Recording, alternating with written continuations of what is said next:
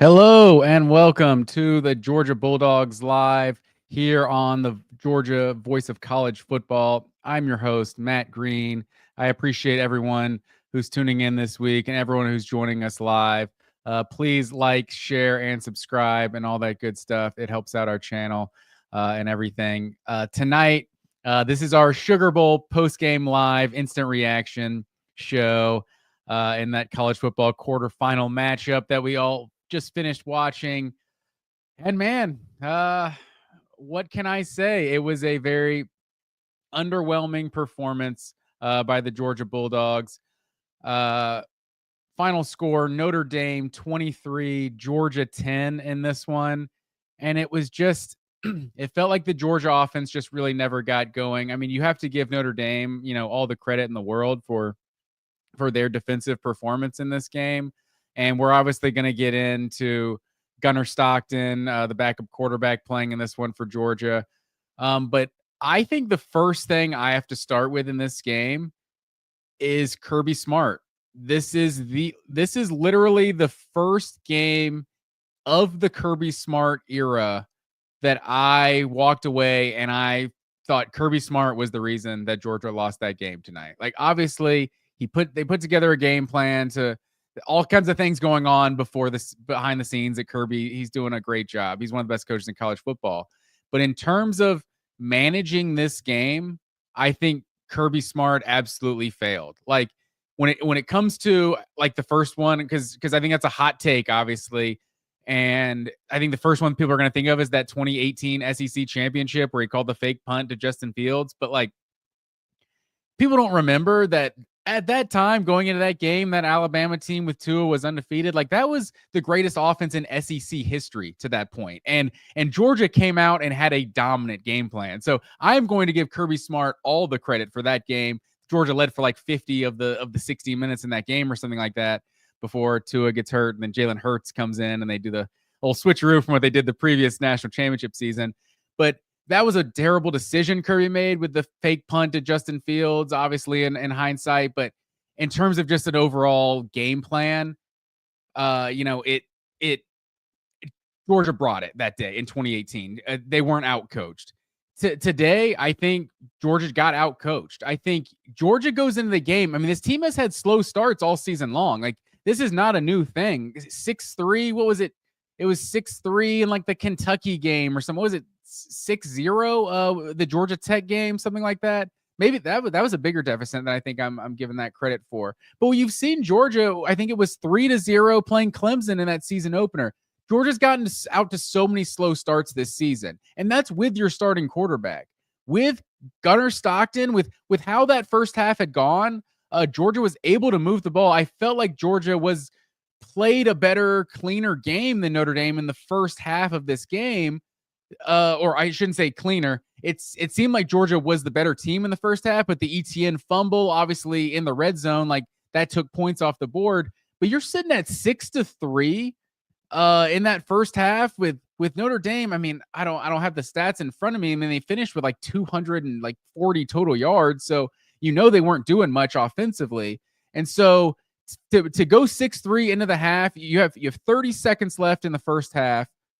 2 timeouts. Like, you've seen what Gunnar is. Like, he is your backup quarterback. He's QB2. And what they've done to that game, there's nothing that's going to make you think, oh, we're going to pick up 50 yards right here in the next 30 seconds and score before the half. There's nothing that would make you think that. This team would have to go on slow, methodical drives, and they were kind of doing it. They were running the ball a little bit. And for you to come out and pass in that situation and Gunnar Stockton gets strip sacked, Notre Dame gets the ball, one play, touchdown, and all of a sudden a 6-3 game going into the half is 13-3, and Notre Dame gets the ball to start the third quarter. That changed the entire outcome of the game, the entire complexion of the game. And I'm just shocked to see Kirby Smart, a guy who is such a conservative head coach. Like, I think sometimes Georgia fans like the Lane Kiffins of the world and the Josh Heupels that are going out there pushing the issue, forcing the issue, right? And going for it on fourth down and being aggressive. Like, Georgia fans would like to see more of that sometimes, but that's not Kirby's philosophy. He's a conservative coach. He trusts his defense, plays field position, and all that kind of old school stuff. So it's just shocking to me that a guy like that with 30 seconds left in the half, and Notre Dame's got their 2 timeouts, but like if you want to run it 3 straight times, you could run out the clock. So it just doesn't make any sense in that situation for me to any doesn't make sense to me in that situation for Georgia to think, oh, let's try to drop back and pass and get something before the half. Like I don't know if Carson Beck is your quarterback. Yeah, I think Carson Beck 2 throws and Georgia could pick up 50 yards like that because Beck has that kind of arm, and Georgia had that kind of offense when Carson Beck was the quarterback. I didn't understand that at all, and I found myself being a Buzz Killington probably to everyone I was watching it with for the final half of the game, because every situation we're watching, you're just like, yep, it would be 6. And obviously they take the kick to the house to start the second half, which was a game-changing play as well. But every time Georgia was in another situation, I'm thinking, yeah, if this was 16, it'd be a much different game. And we're talking, I think before the game, my prediction was kind of the first one to 20 wins this game. And if Georgia doesn't give up that 7 right before the half, you're sitting there late in the game when Georgia's forced to go for it, and they forced to go for the 4th and 13 where they did get the pass interference and they were able to convert that. But you're sitting at 4th and whatever at the end of the game. It was like 4th and 5. You take the field goal there. If you're down 16-10, you take the field goal, make it 16-13. It's a completely different game. And Georgia and Notre Dame's definitely not considering going for it on their own 18-yard line, if that's the case, which, you know, I know I saw Kirby say something in the post game of, according to SEC officials, you're not allowed to run 11 on and run 11 off all at the same time. I don't know. That's what Kirby Smart says. It seemed like that's not the reason that, you know, that play happened. At the end of the day, you know, Jalen Walker jumps off sides, and that's why Notre Dame's able to convert that. So just a really frustrating play, but it's just the entire dynamic is different if that's a 16-13 game. I don't think Notre Dame is doing anything like that in a 16-13 game. And it was going to be, in my opinion, like I said, the first one to 20 was going to win that game.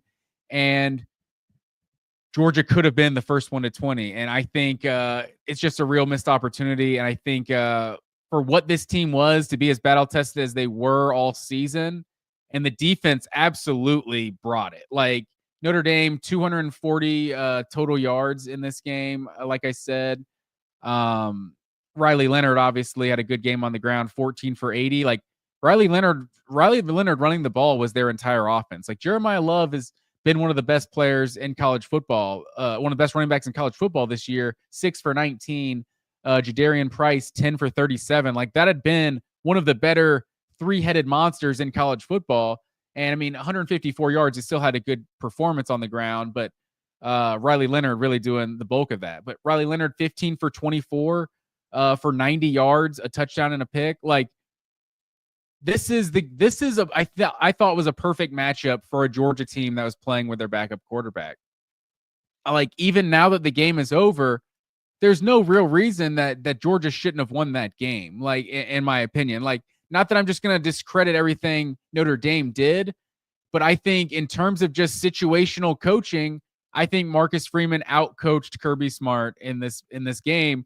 And I think that was the difference. I think obviously the turnovers were a huge factor in that, but that first turnover, well, shoot, that was the second turnover, the Gunnar Stockton sack. That second turnover doesn't happen if Georgia just knees on the ball and takes it to halftime 6-3. So I put that turnover entirely on Kirby Smart and his decision to all of a sudden want to be aggressive with QB2 with 30 seconds left in the half. That didn't make any logical sense to me. So that's where I have to put it on Kirby Smart. So let's have the Gunnar Stockton conversation. I think that's what we need to do right now. So two things can be true. So Gunnar Stockton in this game, 20 for 32, 234 yards, a touchdown, -23 rushing yards, and obviously had that fumble turning the ball over. So I think Gunnar Stockton played as good of a game as he could have possibly played. Like I think you got as good as you could have possibly gotten from Gunnar Stockton in this game. I just read you the stat line, like 20 of 32. Like I heard so many people joking, like over under on Gunnar Stockton's passing yards, and everyone was joking that it would have a 1 at the start of it. Like no chance this guy's getting over 200 yards passing. Like this guy goes 20 of 32 for 234. Obviously had that big drop by Dylan Bell in the, what was that, in the third quarter? I want to say I can't even remember now. It's all a blur. I'm coming at you with the instant reaction. But so obviously Dylan Bell, and Georgia ends up scoring and making up for that drive anyway, and coming down and scoring on that one. So it didn't ultimately cost them, but it cost Gunnar Stockton's stat line a little bit. But for Gunnar Stockton to come in, so yeah, like I said, two things can be true. Gunnar Stockton can play the best game you can possibly expect your QB2 to play, and still this game should be, in my opinion, this game should be kind of an apology to Carson Beck, because like you can look at what Gunnar Stockton did in this game and be like, well, Georgia couldn't run the ball. You know, Georgia's receivers were dropping passes. It's like, welcome to Carson Beck's life through the first 13 games of this season, 12 and a half games of this season. Like that's what Georgia dealt with the entire season. Like they were 15th in the SEC in rushing this year, led the nation in drops, and yet somehow this team won the SEC championship. Not even elite defense either this year. Gave up over 125 on the ground a game. Like one of Kirby Smart's worst run defenses since he's been in Athens. So for that team to win the SEC championship and also score 30 plus points against 8 of the 10 Power 4 teams that they played this year when Carson Beck was the quarterback. So Carson Beck was dealing with all of those issues that Gunnar Stockton was dealing with today. An offensive line that was getting absolutely blown up at times. Monroe Freeling was getting dominated at the left tackle spot in this game, and that led to multiple negative plays for Georgia on the game. So Gunnar Stockton was dealing with all the things that Carson Beck has dealt with all year, and yet this team won the SEC championship. And obviously Gunnar Stockton played a role in the second half of that SEC championship game, but Carson Beck is the guy that got you there. And that's the ultimate thing that I was worried about coming into this game. It's like Georgia's the most battle-tested team in college football. This is the toughest schedule in all of college football this year. And Notre Dame played maybe one team that was Georgia played probably 6 teams this year that were better than the best team Notre Dame played all season. Like they were battle-tested, more battle-tested than anyone that was in this college football playoff. But the general that was taking you into all those battles was Carson Beck. And as good of a performance as Gunnar Stockton gave as QB2, you know, there's still a reason that he's QB2. Like, quite frankly, you know what I mean? When Georgia got down, what was it, 20-3 that Georgia got down, like with a Carson Beck team down 17, I feel confident that you can come back. I think I had a completely different feeling down 20-3 with Gunnar Stockton as your quarterback, but that's what it comes down to. Like I've said all year, kind of made the analogy of the platoon outfielder in baseball. For those not baseball fans, that means it's a guy who only plays against right-handed pitchers or only plays against left-handed pitchers. That platoon outfielder, like don't blame him when you have an injury and you have to start playing every day. Like that's who I compared Arian Smith to. It's like this guy, it's not his fault that he was wide receiver 1 for Georgia this year. More of an indictment on Georgia's receiving core. But Arian Smith, you know, he had his skill set. He's supposed to be a gadget guy that kind of turned into Georgia's number 1 option. It's like it's not his fault that you're having to rely on him in the offense. And yeah, he's dropping too many passes, but that's kind of what he is. You take the good with the bad. It's like it's not Gunnar Stockton's fault that he was put in this situation. This is as good as he, you know, could have done as QB2. I think you probably have to wonder, you know, what this says for Georgia's quarterback room moving forward. But we'll get into that after, you know, we talk about the game. But I felt like, you know, Gunnar Stockton seems limited. I expected Georgia to have more of a run game, a quarterback design run game in this game. I thought that was more utilizing what Gunnar Stockton's skill set was. And obviously, you know, Notre Dame's defensive line's performance is probably a reason you didn't see some of that. But because ETN really wasn't able to get much in this game. Nate Frazier, on the other hand, had 4 carries for 37 yards and then had a 2 catches for 17 yards. So Nate Frazier was kind of making something happen every time he touched the ball. I probably would have liked to seen him touch it a little bit more, because ETN on the game, 11 carries for 38 yards, 4 catches for 26 yards in this game. My prediction for this game was that Trevor Etienne was going to be the best player on the field. And I think there's been times for Georgia that he has been their clear best playmaker. But Trevor Etienne was just shut down in this one. And I thought, especially with 3 or 4 weeks off, he had been banged up for like the second half of the season, missed multiple games. I felt like Trevor Etienne, with that much time off, he was going to come out and be the number one playmaker on this Georgia offense that was clearly going to need to run the ball more to beat Notre Dame. I felt like that was definitely a game changer. So Notre Dame's defensive line, I think, deserves a lot of credit for what they did, not only in the run game, but also in the pass rush. They ended up with 4 sacks in this game, 9 tackles for loss. They were all over Georgia's offensive line. I think that's ultimately the reason Georgia lost this game. Like, everything I said is contributed, but I mean, the way when you're winning the battle up front and in the trenches, like that's always going to be the easiest way to win a game. So let's see here. Let me go to the comments here. We got D Boniot. I don't know, is it French? Great take. Can feel the passion. Sometimes we overlook all the teams who would love to win at least 5 games. We did great again this year and fought with injuries. Go Dogs. Yeah, positive outlook for sure. I respect that. Another one, we got Devon Scott here. If you're not willing to talk about the effectiveness of Notre Dame's defense, well, you're not really talking about the game breakdown. Yeah, I'm with you, man. I guess I led with the other stuff, but no, I can't say enough about Notre Dame's defense with what they did to Gunnar Stockton in this game. One of the things I think it was overlooked, I was actually rewatching the Texas game earlier today as I prepped myself, watching that second half with Gunnar Stockton at quarterback. And one of the things that's overlooked is that early, I think it was like the second possession that Stockton was in, you had that huge sack deep in Georgia territory where the ball just flies out of bounds. That, is on the score line is a sack and a loss of like 5 yards.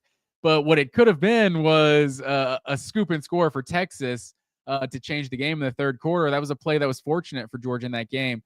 And you saw Notre Dame had one of those early where they sacked Gunnar Stockton, but the ball went out of bounds. But yeah, Stockton was just running for his life really in this game. Offensive line was just getting whooped really. So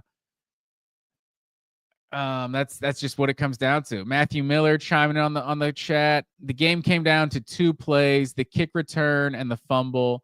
And exactly, I think it did come down to those 2 plays. And the kick return is just like, that's a play that Notre Dame made. Like, there's no ifs, ands, or buts. Like people love to say like if this play didn't happen, then the game's different. It's like, well, yeah, those plays are what make games. So I don't ever try to look at things like that. Oh, if that play didn't happen, he only ran for 90 yards. Well, yeah, he broke an 80-yard touchdown. So his game looks a little bit different.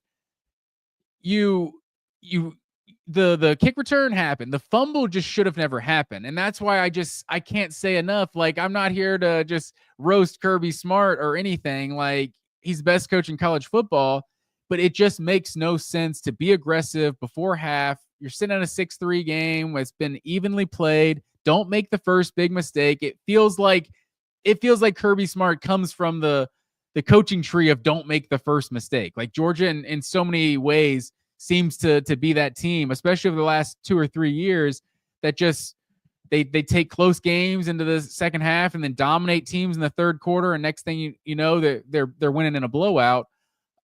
This just didn't make any sense for Gunnar to be throwing late in the first half, and that fumble just absolutely changed the game. What, Notre Dame 17 points in like 54 seconds or something, I think they said. that just changed the entire complexion of the game. Because I think as good as Notre Dame's defense played in this game, I mean, I think you can make an argument that Georgia played better. Like even with all their flaws, like Georgia had 296 yards of offense in this game. Like obviously Notre Dame dominated on the ground, 154 yards to 62, but 296 to 244 in the total yards. Georgia had more first downs in this game. Georgia was 2 of 12 on third down. Notre Dame was 4 of 14. Like Notre Dame wasn't good on fourth down.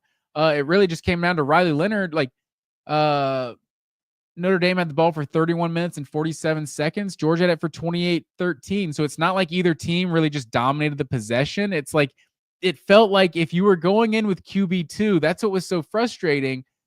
If you're going in with QB2, this game was going like perfectly. It was going exactly like according to plan of what you had to do to win this game. You had to kind of shorten the game, play great defense, and be able to run the ball a little bit. Georgia, obviously, if they don't run the ball over 4 quarters, they might still come up short and lose this game by 3. But there's no excuse for this thing not being 16-13 in the final, 5 minutes of the game when Notre Dame, I think there's like actually 7 or 8 minutes when Notre Dame, because there was 7 minutes, I think, when they were going for that fourth down right there on their own 18 where they pulled Georgia off sides. So they got the ball back with like 8 minutes left. If they're up 16-13 in that situation, which is what it would be if you take away that strip sack before the half, and then Georgia isn't forced to have to go for it on that fourth down late in when they're in the red zone. It just the way Kirby Smart managed this game, it was a failure in so many ways. So I don't want to sound like a broken record and keep getting hung up on that, but I think that's one thing that makes this game frustrating, is because one, you look at the bracket that Georgia got, and this was a favorable bracket. If you're coming in with QB2, this was a favorable matchup, and Georgia's defense with the game they played, this defense played well enough to win this game, and it was just Georgia's offense that didn't come up big. And then, like I said, Kirby Smart, the way he managed this game. So I think that's massive. You look at overall in this game, like I said, Notre Dame ends up winning 23-10, outscored Georgia 10-7 in the second half. Like 2 turnovers to 0. Notre Dame with, did I say 4 sacks? 4 sacks in this game. Like not that Notre Dame didn't play well enough to win this by any means. Like it was a very evenly matched game, but it's kind of like when you watched Ohio State Michigan a couple ways. It was like, or a couple weeks ago, or I guess like a month ago at this point. It was like it was going to take, like, Michigan basically had to thread a needle. It was going to take a perfect game plan, and the game had to go an exact perfect type of way for them to win it. It was almost like there's one way for Michigan to win this game, and the game turned out exactly that way, and they won it. It's like Notre Dame was a favorable opponent for Georgia to play, given all the other teams. It was like a team that kind of wanted to do a similar thing that they wanted to do, and the game, how it was going, Georgia was able to sustain some drives. Like just taking the clock off, like that made a big enough difference in its own. Like just sustaining some drives. Like we've seen Georgia teams not do that. So, obviously the turnovers were big, but just sustaining some drives like that the offense was doing kind of what it needed to early, and the way the game was managed, it got out of hand there. From a minute left in the second quarter to a minute into the third quarter, the game just absolutely flipped on its head. Let's go to the comments here again. I got Devon Scott. This was going to be a toss-up from the beginning. 2 battle-tested teams just smashing each other. It was the best playoff game so far of the year. Notre Dame offense was stymied, but they found a way to win.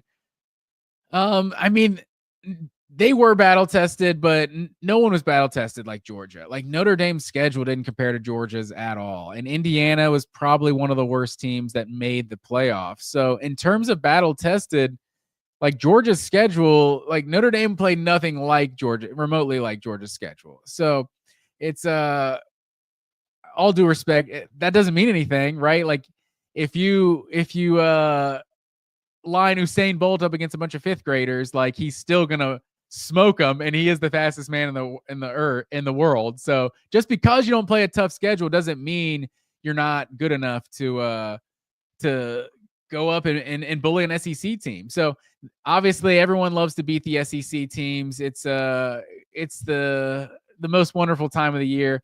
But I think we talked all year that this felt like one of the worst SEC like seasons that we can remember. Like there wasn't that dominant team really in the whole conference. Like maybe Georgia, with their flaws, winning the conference was more of an indictment on the conference, and less of Georgia's just will to win and their culture and their ways to find a way to win so many games. Maybe it was a combination of both, because Texas is still a team. You want to talk about the best game of the playoff? We'll get into the other playoffs, but that was the best game of the playoff. Texas Arizona State. That was an all-time classic in the Peach Bowl. But yeah, I think this is a frustrating game ultimately because if you're Georgia, like even with, obviously it's frustrating because one of the things I said all year was as bad as Carson Beck was at times, which I think was exaggerated. I think Carson Beck had a 3 or 4 game stretch where he was bad. And then for the most part, I think Carson Beck was the guy that was keeping Georgia afloat. Even as bad as he was, or with his performance, shoot, I lost my train of thought. I don't even know why I brought that up now. Damn. Oh man, it'll come back to me. But well, let me go to the comments. Maybe I'll remember it. So Orange Juice Jones, it's starting to look like the schedule toughness doesn't mean anything. The SEC getting handled in this bowl season. I mean, the schedule still means something. I think it doesn't mean just because you have a tougher schedule doesn't mean you're better than your opponent. But I think like I was saying, I think this was one of the years of a down SEC. Like Tennessee and Texas are two teams that got to the playoff. And I didn't really think either team was that impressive this season. Like Texas did not have a difficult schedule. They had one of the easier schedules in the SEC this year and got beat by Georgia, the one difficult game they played, and then obviously lost to Georgia again in the SEC championship. But like Texas beating Clemson and Arizona State, like I think there's a lot of top 10 teams that would have beaten Clemson and Arizona State. Like not even hating on Arizona State or anything, but like if Alabama got matched up with Clemson and Arizona State, like they probably could have beat them. So I don't know. This is the SEC definitely lost some big time games. No argument there.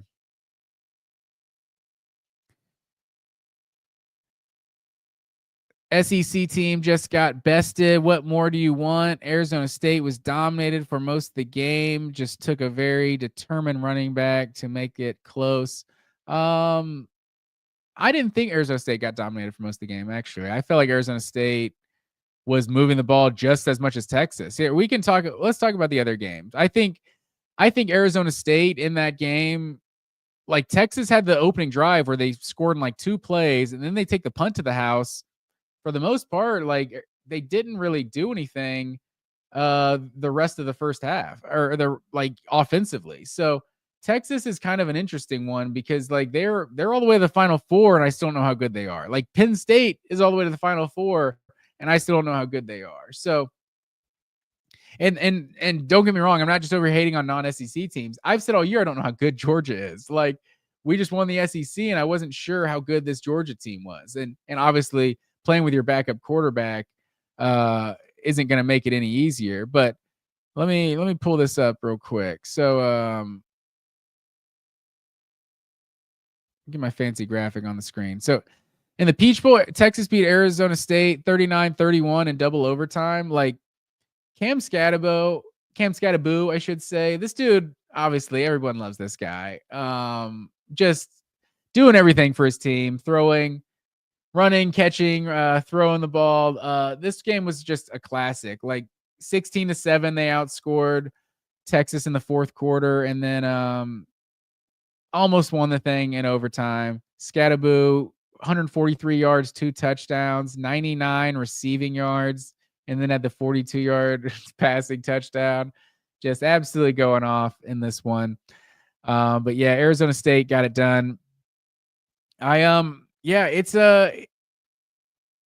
It's tough because I'm not complaining about the bracket over here or anything, because I think, oh, that's the point. There you go. It just came back to me. It just came back to me, folks. It took a second. It's been a long day. Bear with me here. So one of my things with Carson Beck kind of playing poorly at times this year, I still kept telling everyone, okay, but if you look at who the 12 teams are that are going to make the playoff, there's not a team that has a quarterback advantage over Georgia with Carson Beck. Like Shedeur Sanders, excuse me, Shedeur Sanders didn't make the playoff.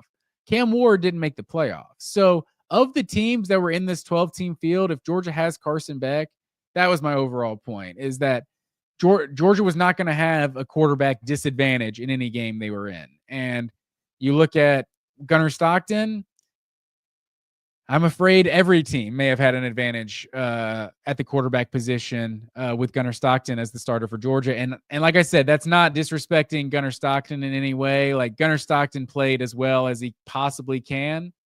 But when you're QB2, sometimes, excuse me, when you're QB2, sometimes you're Cardale Jones. Or I guess Cardale Jones was QB3 that year. Sometimes that's what it is. Sometimes QB2 is Tua Tagovailoa. Sometimes it's Jalen Hurts, and then sometimes it's Gunnar Stockton, and it's not quite enough to match what the starter was doing. And so that's not any disrespect. I feel like Gunnar played as good as you probably could expect him to play in that game, but it's there's other reasons, like obviously I got into that Georgia lost this game. But the other one yesterday, Ohio State 41, Oregon 21. This is not, so I did predict Ohio State to win big in their first game against Tennessee. I did not expect them to win big in this. So I did think they'd win and cover, because when I watched these two teams play the first time in Eugene, it felt like just a perfect storm, obviously at home for Oregon. To end the way it ended, and Ohio State just kind of get that pass interference by Jeremiah Smith, and then also just kind of run out of time at the end. It felt like Ohio State was the better team, and they were on the road going into a neutral site. I just felt like Ohio State was just a better team than Oregon. It's kind of like I compared it kind of like when there's that team like I feel like Braves fans feel like this a lot, or maybe like that year where the Atlanta Hawks had like all the all-stars and they were like the number 1 seed in the East. It's like, yeah, you did that, but at the end of the day, the teams that have the superstars are going to win in the playoffs. And then that team ended up getting matched up with LeBron, and they got swept, I think. Like, you just knew what it was.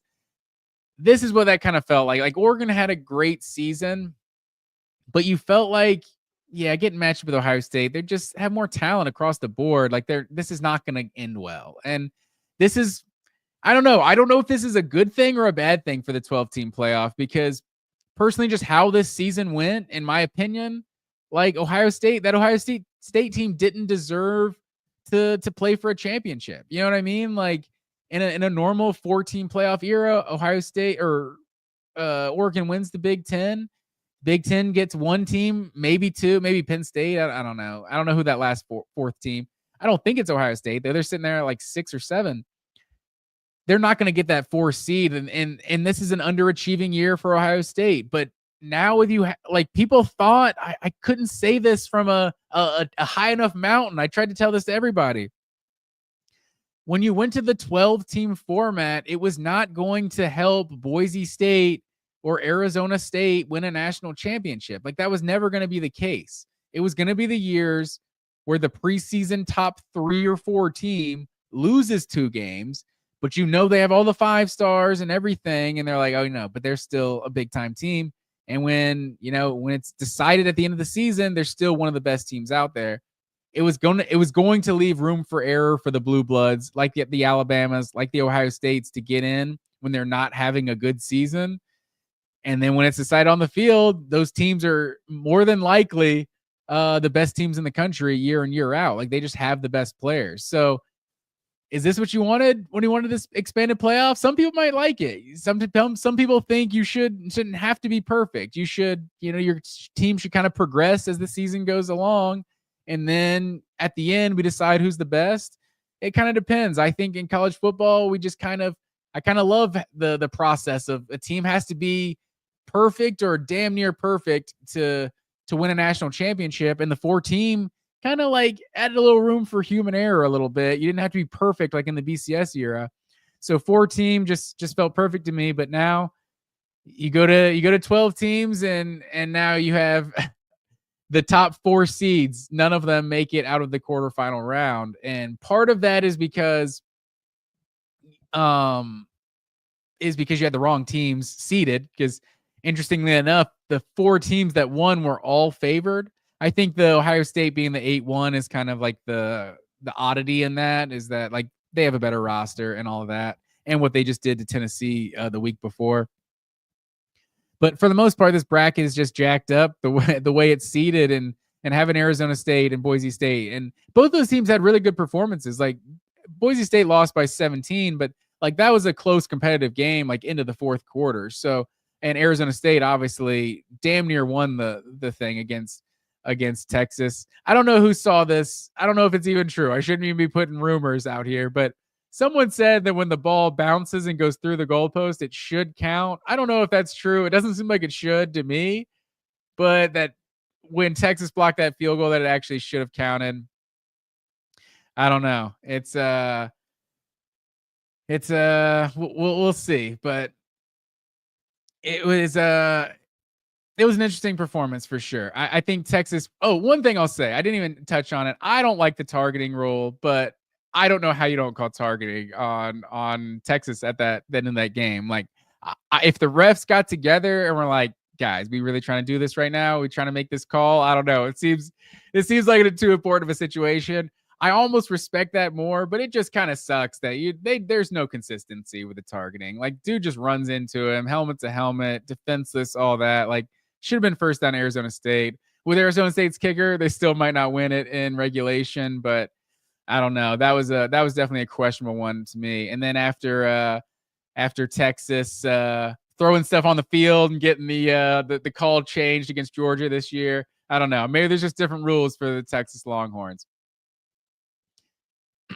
Excuse me. Keep chopping. We got keep chopping here in the comments. Frazier was running possessed. Wonder why he only got 4 touches. Yeah, like I said earlier, I think that's a reasonable question. He was running better than ETN in this game, and he was making plays when he got the ball. Gunnar Stockton looks like an FCS level talent. His throwing motion is insanely elongated. Yeah, that's just my kind of thing. Like Carson Beck's like one of those pitchers where they talk about like he has easy gas. Like Carson Beck could just kind of flick that thing, and he just has an NFL arm. Gunnar Stockton just didn't look like that. Like, I'm not here to bash on Gunnar Stockton, like I said, but I don't know. I'm not necessarily like I said, Gunnar Stockton played as well as you could have expected him to play in this game, but that doesn't mean I'm necessarily optimistic about Georgia's quarterback position moving forward. Like, if this is Georgia's quarterback room, it's Gunnar Stockton and Jaden Rashada, Ryan Puglisi, Ed Reeves in the chat saying got to go get Jared Curtis as QB1. Who knows? Maybe you do need to go get Jared Curtis, the once committed Georgia recruit, which he's class of 2026, I'm pretty sure. So he wouldn't be in this class anyway. And maybe there's time for Georgia to get him back in the fold. But yeah, I think you got to wonder after seeing what Gunnar Stockton did today. Maybe convince Carson Beck to come back one more year. I don't know, but I think there's reason to be a little shaky, I think, about Georgia's quarterback room moving forward. J.O. getting in the chat right here. 8 teams max. I'm with you, J.O. I think 8 teams would be the best. And then J.O. also says, who you taking to win the Natty? Who were the other games I didn't really get on the Penn State Boise State game. You guys saw that one. It was a good one. I think if you're looking at these teams that are left right now, I mean, nobody looks better than Ohio State right now. So, what are these semifinal matchups? We got Penn State against Notre Dame, and we got Ohio State against Texas. Oh man, what world are we coming to with all these Yankees? All these Yankees, these Northerners, Midwesterners in the college football semifinals. Georgia could have ended this, and they failed. Sammy J, let's go. I appreciate you fighting Irish fans coming in the chat here. I respect it. You guys got it done. But Jo, back to your question. Yes, you're looking at Texas, Ohio State. I've kind of questioned, like I said, Georgia just won the SEC championship. I've kind of questioned how good they were all season. Like this season, just Georgia didn't feel like a great team for most of the season.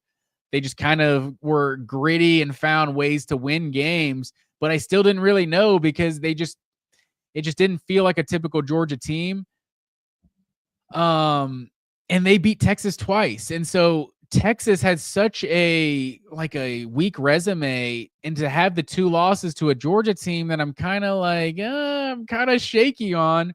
I think it was a big indictment on Texas. I think Clemson was probably the closest game of the first round against Texas, and then Arizona State was clearly the closest game of the second round, where they took them to overtime. And so I just still don't know what Texas is made of. I wouldn't be shocked at all if Ohio State comes out and gets on another 21 zip, puts a team in another 21 zip hole. Like they put Tennessee was down 21-0, and then this one, was it 34-0? I want to say. Am I making that up? Let me see. Final of 41-21. It was 30. Oh yeah, because they made it 34-8 right before the half. So it was 34-0 in that. Just this Ohio State team, like I've said it before and I'll say it again because I don't mind sounding like a broken record. Jeremiah Smith is the best player in college football. Like this man is Julio Jones. I talk about it all the time. Like you see these good freshmen, like these guys that are superstar freshmen, but they don't look like NFL players, or at least there's very few ones of these freshman superstars. Like I think of maybe a Jadeveon Clowney or a Leonard Fournette that actually looked like NFL players as true freshmen. Obviously, the old heads go back to Herschel Walker. But Jeremiah Smith, this dude would get drafted top 5 in the 2025 draft, like right now. Like Jeremiah Smith is just insane. So yeah, as long as they have Jeremiah Smith, like I'm not really picking anybody to beat Ohio State. Like they're insane with what this roster is. It's why they're kind of frustrating for what they did this year, because they were so good, or they're so talented. And they really underperformed like in a lot of games this year. Like just kind of played to their competition at times, inexplicably lost to a mediocre Michigan team. But when this team is on, like I always said, like I wasn't going to I wasn't going to put my reputation on defending Ryan Day, right? He's like, whatever. If you guys want to fire him, I'm not going to convince you that it's unacceptable to lose to your bitter rival 4 years in a row. If that's your guys' thing, you guys have a different standard at Ohio State. But I still maintain that Ryan Day was one of like the top 5 coaches in college football, like even with all the negativity he was getting. And 5 might be too low, maybe top 3 coaches in college football. And so now to see this turnaround they've done, the Ohio State one wasn't, or the Tennessee one wasn't surprising to me, but to see them go out and just blast Oregon the way they did, like I think Oregon is every bit as good, if not better than Texas. So if they're going to blast Oregon, I mean, I wouldn't be surprised if they beat Texas by 3 touchdowns. And then I think I would probably take Texas, even though everything I've said about Texas at this point, I would probably take Texas on a neutral field versus Penn State or Notre Dame. So if Ohio State can beat Oregon, they might be facing 3 weak their opponent may be getting weaker 3 consecutive weeks or 2 consecutive weeks as they go to the semifinals and then the finals, which is just a crazy thing to think about because now that they've beaten Oregon, I mean, I don't see anyone beating Ohio State at this point. Let's see. JT Rogers chiming in on the stat. Gunner Stockton overrated. I hope. Uh-oh. Get the bad language on there, JT. Come on. This is a family show here, JT. But I don't think Gunner Stockton's overrated because I don't think anyone thought he was any good. So respectfully disagree there. And then Georgia, it's hard to call Georgia overrated because I don't think this was the best version of Georgia playing with their second string quarterback. I think you could argue that Georgia maybe even overachieved this season, like I was saying earlier. The 15th ranked run offense in the SEC, led the nation in drops, and somehow you find a way to the toughest schedule in college football, and then somehow you find a way to go 10-2 or 11-2 and win the SEC was honestly just an insane performance. I thought until this game, I thought Kirby had done a masterful job at just kind of elevating the level that this team really was. Like the whole was greater than the sum of the parts for 13 games this season. But I thought the way this game was going, there was a way, like the game being played the way it was, there's definitely a scenario that Georgia wins that game and nothing really changes. Like just Kirby's approach of managing the game changes and Georgia can win that game. So, I thought that was, like I've said, the worst probably managed game by Kirby Smart in his entire tenure at Georgia. And that's that's not a bold statement because Kirby Smart tends to not mismanage games. So it was just unfortunate that he picked a time. Maybe he felt like he was overcompensating with the QB2 in this game, but I felt like if Kirby would played a more typical conservative type game, I think that would have led to a Georgia victory. Let's see. Let's go back to the chat here. Oh, Cheryl Sugarbaker. All Parker Jones' fault. I can't believe I didn't even reference Parker Jones yet. Man, I don't want to just roast this guy. He's just a walk-on or whatever. I guess. I don't even know. I haven't looked into him. I haven't done a deep dive on Parker Jones. I know somebody did. Someone pulled up his Georgia Dogs profile in the group chat. But man, that was a massive play. And that's something that's happened so much. So to the chat, Parker Jones going to transfer to Georgia Southern. I'm not here. Let's not here to shame Parker Jones and have him start getting hate on his social media. But I mean, that was a massive part in the game. Like that was the biggest play. Gunner Stockton hits the deep pass to Arian Smith. What was that? A gain of 67, I want to say on that one. What was the gain of 67 on that for Arian Smith down to the 11-yard line, and Parker Jones getting in the way of the official on the sideline puts it back at the 26. And obviously you can still score a touchdown. You got first down at the 26-yard line. So, I mean, it's not this guy's fault. I think what's his name? McElroy threw out Bartman on the broadcast for the Cubs fans, the Cubs fan back in 2003. But even honestly, yes, it was like Bartman in the sense that Bartman was not the reason the Cubs lost because they gave up 8 runs or something that inning or something. It wasn't Bartman's fault that you guys just crumbled for the rest of that inning. So Georgia first and 10 at the 26-yard line. It's not even like it made it first and 25 or something. First and 10 at the 26-yard line. You still got to score that. They got a 3 on the board, but you need to turn those into touchdowns. A little easier if it's on the 11-yard line, but hey, that is what it is. Please don't go out there and start blowing up Parker Jones' social media more than I'm sure people already are.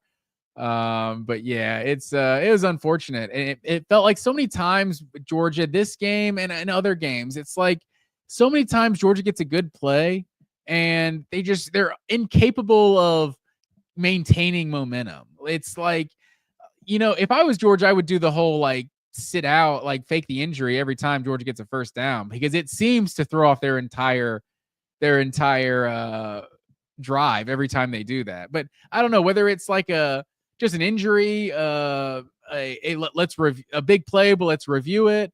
Like there's so many times this season that Georgia's like incapable of keeping momentum, and it's very frustrating at times. And so for this one, you get the biggest play of the day, the big deep shot to Arian Smith, and now some walk on the sideline cost you 15 yards, and that 67-yard gain is essentially a 52-yard gain. It's like I said, you could still score a touchdown on that drive, even with that.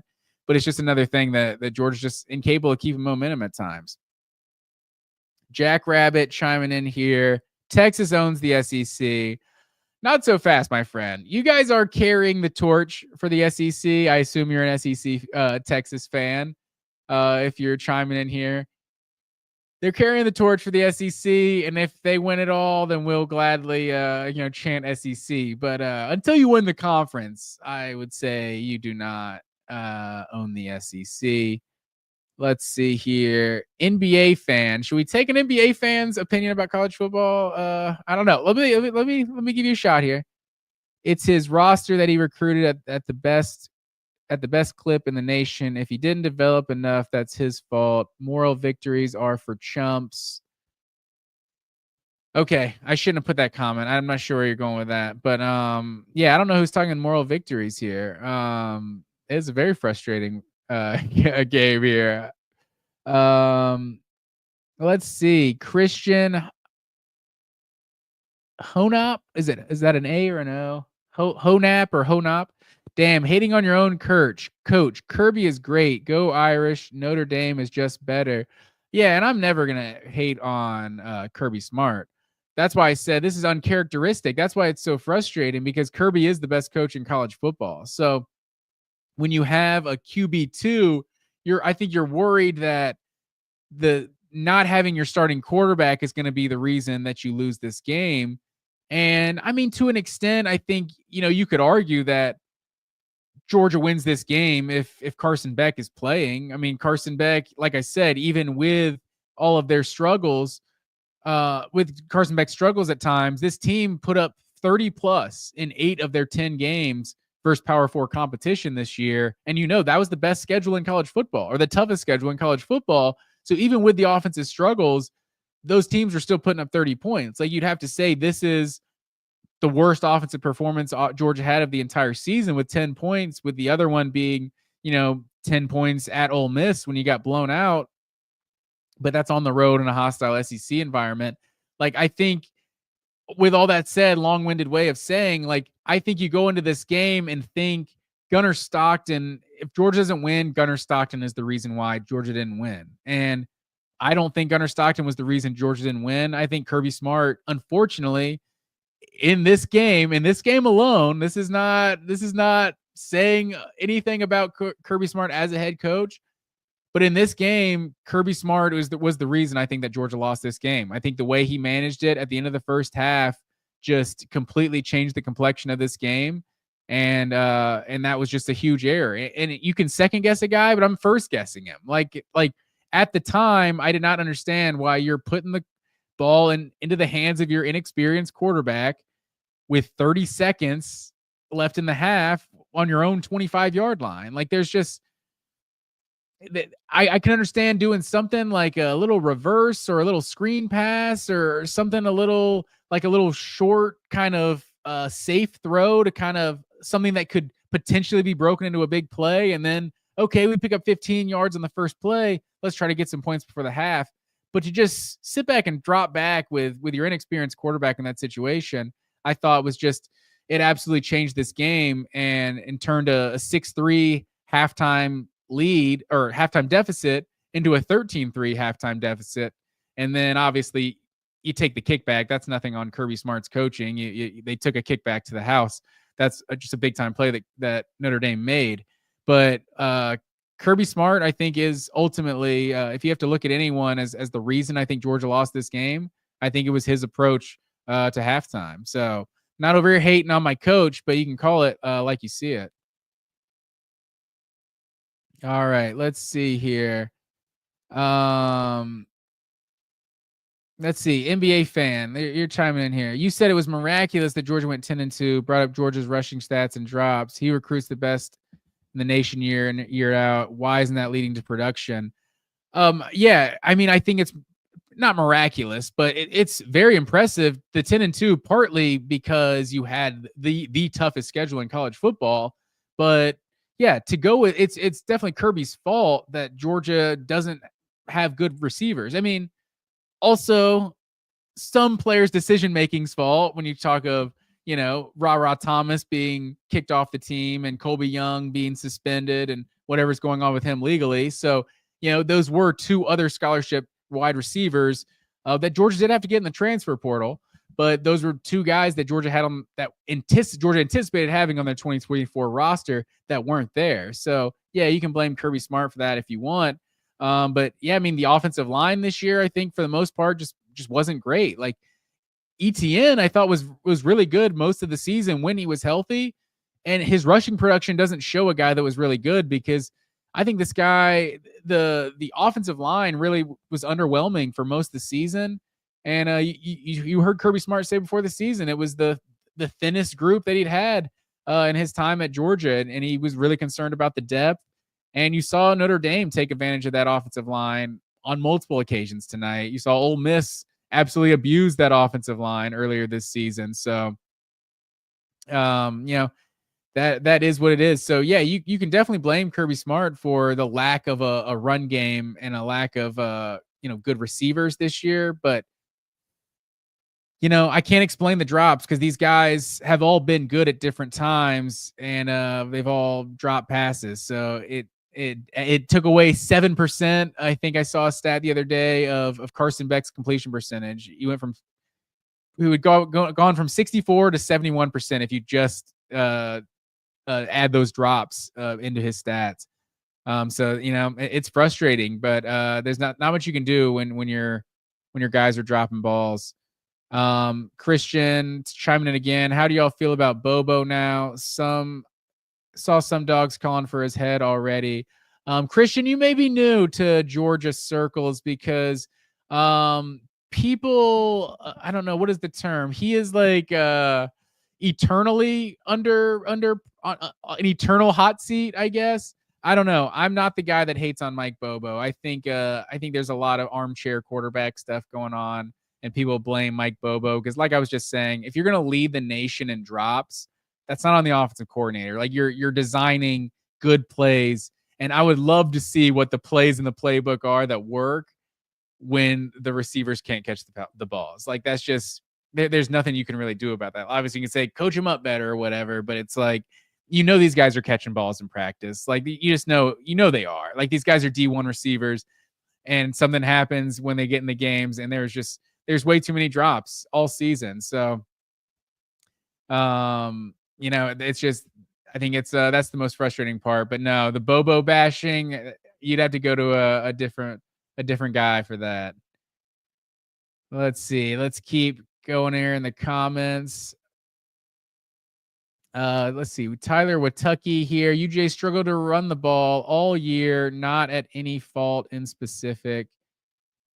Yeah, I mean, I think it's a combination of everything. Like, because I felt like the running backs were good. Obviously, Frazier had his fumble issues. ETN had the fumble tonight. That was huge.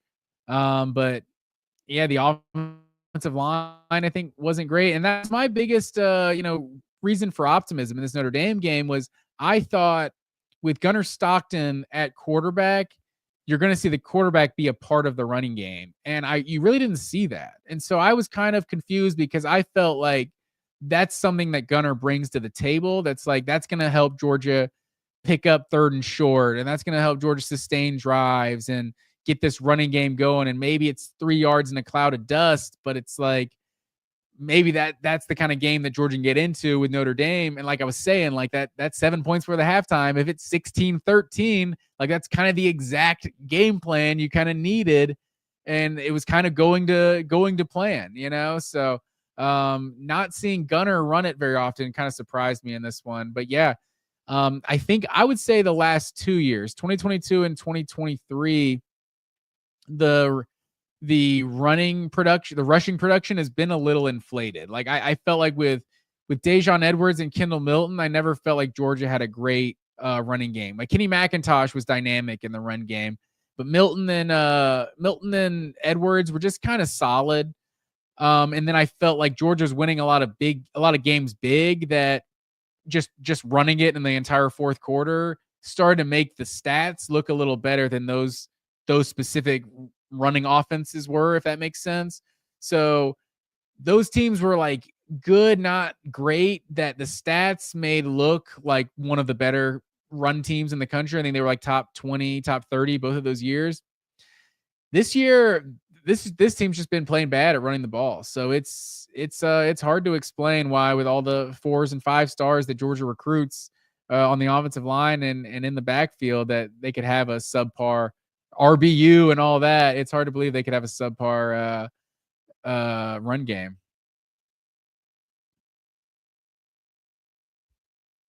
Let's see. Let's keep going in the chat here. John, no excuses. You hold their quarterback to 90 yards and stop Notre Dame's run. I'm not sure what you're saying here, John, but you did do those things. So yeah, I think if Georgia does those things, that like I said before, Georgia's defense played well enough to win this game. It was the offense that let them down. Robert chiming in. I'm not going to be mad. Prove a lot of doubters wrong. Hell of a season. Absolutely. Like I said, it's what is it, end up 11-3 now? Yeah, this is the third 3-loss season of Kirby Smart's tenure. But yeah, I would say this team was up against it a lot. There was a lot of battles this year. You got an SEC championship out of it. It was not a great season, but damn, from what other teams are dealing with, count your blessings, guys. We're talking about 11-3 SEC championship season not being a great season. Ole Miss is over here with their best team of all time. They go 9-3. So it's good to be a Georgia fan and in the middle of this Kirby Smart tenure. And let's not forget that. Let's keep it going in the chat here before we sign off. Oh, Chris, you're trying to get me on those comments. Appreciate you tuning in live. NBA fan, OSU fan here, trying to get some insight. Shout out to Georgia as a program right now. We are chasing you. Ohio State is always a fringe S-tier program. I don't know what S-tier program is. Top tier fringe. But y'all, wait. Let me put it up on the screen here. But y'all are that just a down year for UGA. Well, it's hard to say because Ohio State, I mean, I think Georgia is one of the best programs out there. It's hard to say anyone ever surpassed. Like, it's hard to say Georgia ever surpassed Ohio State as a program. Like, I know Georgia won 2 national championships, but even like just with the recruiting wise, like Ohio State is just one of those few like factory type programs. Like even when Alabama was doing their thing, like Alabama was obviously a better program than Ohio State.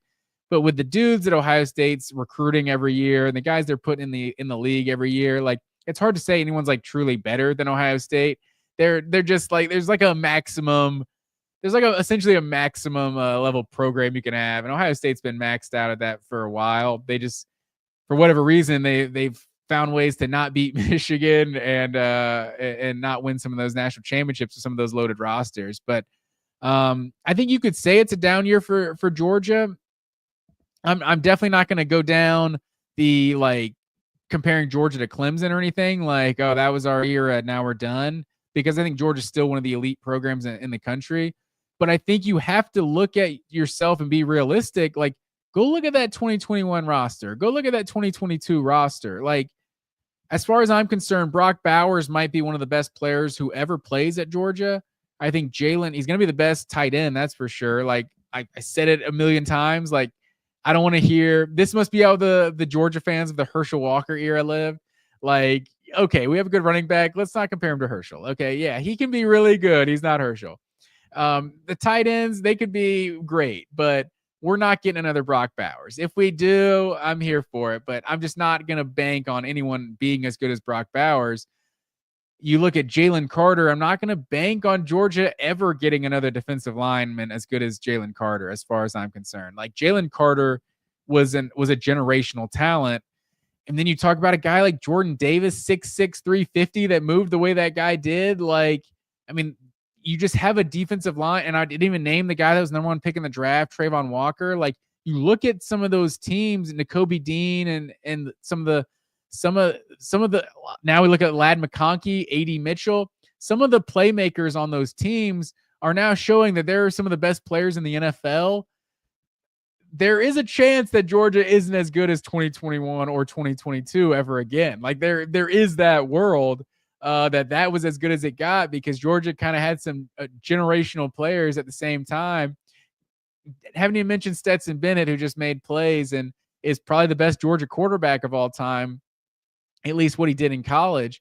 So there's a chance that it doesn't ever get as good as 2021 or 2022. But like I've said before, and like Nick Saban said before, like, you're never defending a national championship. Like, that season is over. They won the championship. The next team can just has to go out there and win theirs. Like, I don't think any team, I think whoever wins this national championship this year is not as good as 2022 or 2021 Georgia, but they don't have to be. And so no Georgia team has to be as good as one of those all-time greats to win a national championship their given year. Hopefully Georgia has some future superstars in the pipeline, and they keep it going. And I trust Kirby Smart with the way he recruits. He will. But, like I said before, like with Gunnar Stockton, I don't necessarily know that this team is better in 2025 than they were in 2024. And the schedule, as tough as it was this year, you're playing all the same teams again. You're not playing Clemson. I forget who they play in the opener. You're not playing Clemson in the opener, but you're playing the same conference schedule, just with those games flipped. And so you're getting Alabama and Texas at home next year. But you're still going to Neyland Stadium. It's still going to be a really tough schedule. So it's going to be brutal for Georgia again next year. All right. I think a bunch of comments in here, and I appreciate everyone who chimed in and is listening live.